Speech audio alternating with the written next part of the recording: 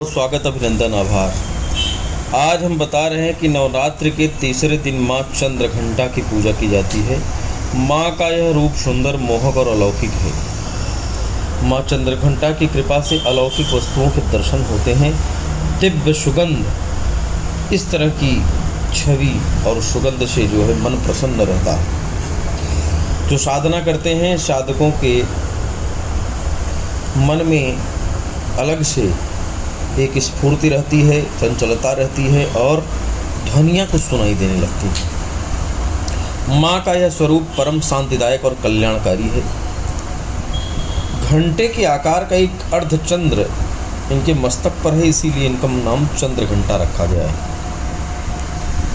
शरीर का रंग स्वर्ण के समान चमकीला है। 10 हाथ हैं, 10 हाथ में खड्ग आदि शस्त्र, बाण आदि अस्त्र विभूषित हैं। इनका वाहन शेर है। मुद्रा युद्ध के लिए हमेशा तैयार रहती है। और इनकी कथा है कि देवताओं और असुरों के बीच जब लंबे समय तक युद्ध चला, उस समय असुरों का जो स्वामी था राक्षस महिषासुर, वो देवताओं के राजा इंद्र को जो है पराजित कर दिया और उसने स्वर्गलोक पर अधिकार कर लिया। इसे देखकर सभी देवतागण परेशान हो गए और इस समस्या को लेकर ब्रह्मा विष्णु महेश के पास गए। देवताओं ने बताया कि महिषासुर ने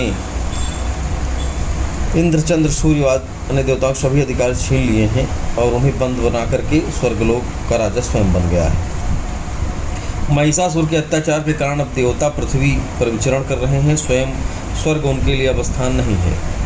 यह सुनकर ब्रह्मा, विष्णु और भगवान शंकर को अत्यंत क्रोध आया और क्रोध के कारण तीनों के मुख से एक साथ एक ऊर्जा उत्पन्न हुई और देवगणों की भी उसी समय शरीर से ऊर्जा निकली और सारी ऊर्जा एकत्रित होकर के 10 दिशाओं में व्याप्त हो गई। तभी वो उस ऊर्जा से एक देवी उत्पन्न हुई और भगवान शंकर ने उस देवी को अपना त्रिशूल, विष्णु भगवान ने चक्र दिया और इसी तरह देवी देवताओं ने अपने अस्त्र शस्त्र सब दिए। इंद्र ने भी अपना वज्र, ऐरावत हाथी और एक घंटा दिया। सूर्य ने अपना तेज तलवार सवारी के लिए शेर दिया। अब देवी महिषासुर के से युद्ध के लिए पूरी तरह तैयार थी। उनका विशालकाय रूप देखकर महिषासुर यह समझ गया कि उसका काल आ गया है। उसने अपनी पूरी सेना को देवी पर हमला करने के लिए कहा। दानवों के दल में और अन्य देवता भी उनके साथ हो लिए।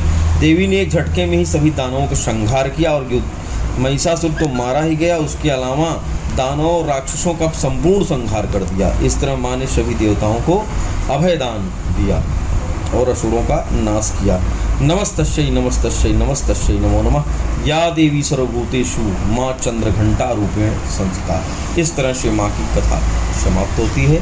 आज के लिए इतना ही। कल पुनः आपको किसी विषय के साथ उपस्थित होंगे। तब तक के लिए नमस्कार।